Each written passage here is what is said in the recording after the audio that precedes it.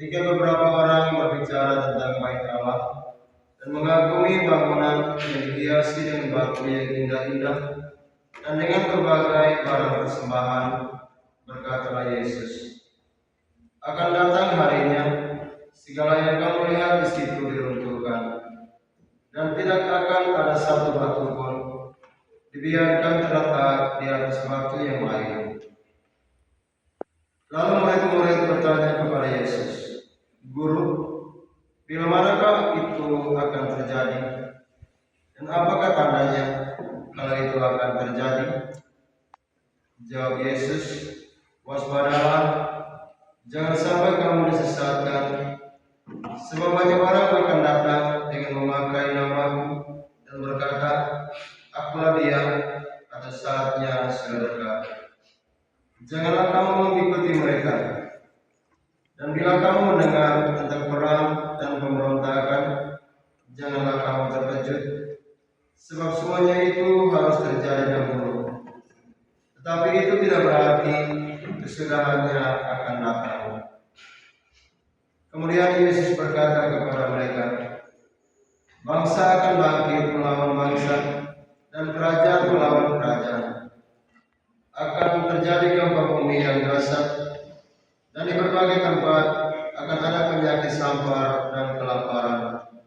Dan akan terjadi juga hal-hal yang mengejutkan dan tanda-tanda yang dahsyat dari langit.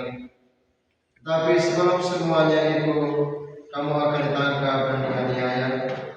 Karena namaku, kamu akan diserahkan ke rumah-rumah ibadat, dimasukkan ke dalam penjara, dan dihadapkan kepada raja-raja dan para penguasa. Hal itu akan menjadi kesempatan bagimu untuk bersaksi. Sebab itu, tetap teguhlah di dalam hati. Jangan kamu memikirkan lebih dahulu pembela. Aku sendirilah yang akan memberi kamu kata-kata nikmat, sehingga kamu tidak dapat ditantang atau dibantah lawan-lawanmu. Kamu akan diserahkan juga oleh orang tuamu, saudara-saudaramu, kaum keluargamu, dan sahabat-sahabatmu, dan beberapa orang di antara kamu akan dibunuh. Karena namaku, kamu akan dibenci semua orang. Tetapi tidak sehelai pun dari rambut kepalamu akan hilang. Kalau kamu tetap bertahan, kamu memperoleh hidup. Demikianlah sabda Tuhan. Terpujilah Kristus.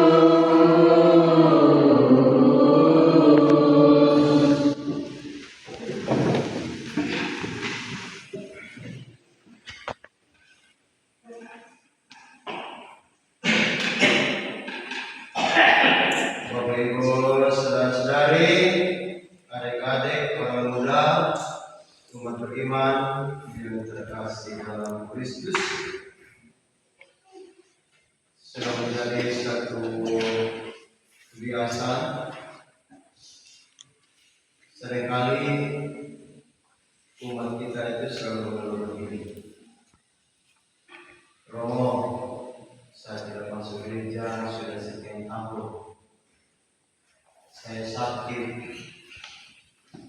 Romo, saya tidak masuk gereja karena saya sibuk. Romo, saya tidak masuk gereja karena saya ada persoalan. Romo, karena saya tidak masuk gereja karena rumah tangga saya ada masalah.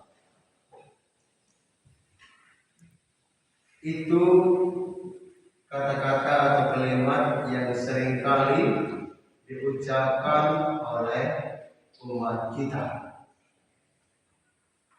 Bapak Ibu saudara-saudara terkasih, mengikuti Yesus itu adalah hal yang tidak mudah. Hal yang tidak mudah. Yesus sendiri mengatakan dalam kitab lain, barang siapa mau mengikuti aku, ia harus menyangkal diri, memikul salibnya setiap hari, dan mengikuti aku. memikul salibnya setiap hari. Artinya bahwa sebagai pengikut Kristus, persoalan tantangan itu merupakan salib yang harus kita pikul sebagai pengikut Kristus, yang mengajak kita untuk semakin dekat dengan Kristus, dekat dengan Tuhan. Pertanyaan untuk kita, kenapa sampai detik ini masih ada orang yang mengikuti Yesus? Kenapa sampai detik ini masih ada orang yang mencintai Yesus? Orang-orang Arab, kenapa mereka ingin masuk gereja? Kenapa sampai detik ini masih ada orang yang mengikuti Yesus? Padahal dia punya masalah, dia punya persoalan, dia punya kesulitan, dia punya tantangan. Tapi kenapa dia masih mau mengikuti Yesus? Ada yang bisa jawab? Kenapa ada yang mengikuti Yesus? Kenapa masih mengikuti Yesus? Bapak Ibu saudara-saudara terkasih, kenapa yang mengikuti Yesus ini? Kita mengikuti Yesus itu bukan hal yang mudah, tidak gampang. Ada tantangan, ada penganiayaan. Penganiayaan yang dimaksudkan ini adalah bukan penganiayaan fisik, penganiayaan batin, penganiayaan pikiran, penganiayaan situasi hidup harian kita. Ini penganiayaan. Tidak mudah. Meskipun ada tantangan, tapi pertanyaan kenapa kita masih setia mengikuti Tuhan? Kesetiaan kita mengikuti Tuhan walaupun kita dihadapkan dengan berbagai persoalan, masalah. Kenapa kita masih setia? Itu karena kekuatan yang datang dari Tuhan, bukan kekuatan dari diri sendiri. Kita sudah ada masalah, kita sudah ada persoalan, kita ada kesulitan, kita ada tantangan. Kita tidak punya kekuatan lagi. Tetapi kenapa kita masih setia? Saya mau ke sana, tapi nanti saya bagaimana dengan yang ini? Kenapa kok tiba-tiba kita yang pilih yang ini? Orang ini yang sudah depan kita. Karena ada kekuatan yang diberikan kepada kita, supaya kita lebih dulu yang di sini, mendahulukan yang di sini, baru kemudian yang di sini. Ada kekuatan yang diberikan kepada kita. Kekuatan itu Roh Kudus yang selalu menemani kita, menangani kita, menapi kita. Kita tidak lihat dengan mata jasmani, tapi dia berupa hembusan supaya kita bisa keluar dari situasi-situasi itu, situasi-situasi sulit. Kadang kita bisa heran, saya kenapa bisa keluar dari situasi ini? Roh apa yang menggerakkan saya? Kita bertanya seperti itu. Sebenarnya kita tidak usah bertanya, karena itu Roh Tuhan. Roh Tuhan yang menggerakkan kita.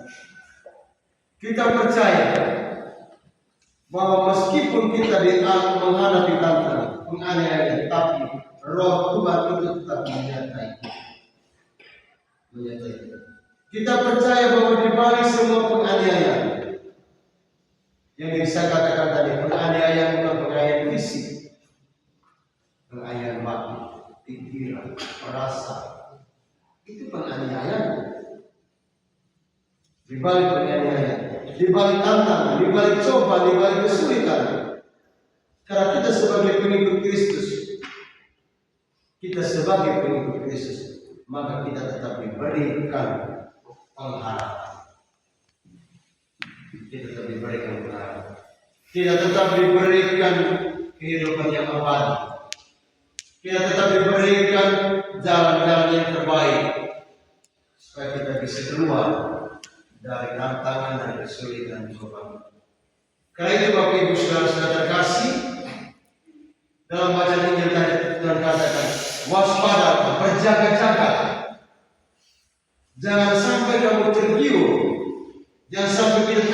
oleh tawaran dunia dan kita menjual Tuhan. Tergiur oleh tawaran dunia, kita menjual Tuhan. Kita tinggalkan Tuhan, kita malu dengan Tuhan, kita malu dengan sesama pengikut-pengikut Kristus.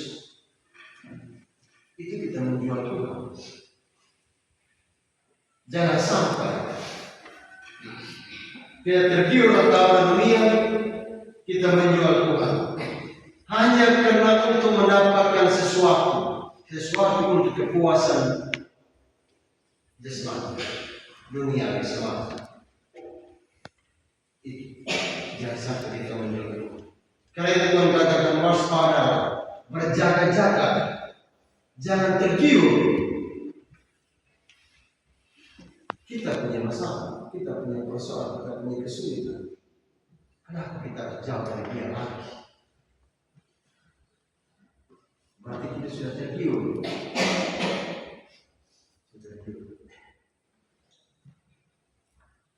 Satu Yohanes Merafian dia katakan begini, Tuhan, terima kasih karena saya selalu digoda oleh setan. Saya digoda oleh setan, tapi saya bersyukur karena ketika saya digoda oleh setan, besok tentu ada 2-3 orang umat yang bertobat. Itu banyak yang katakan, Tuhan terima kasih karena saya digoda oleh setan.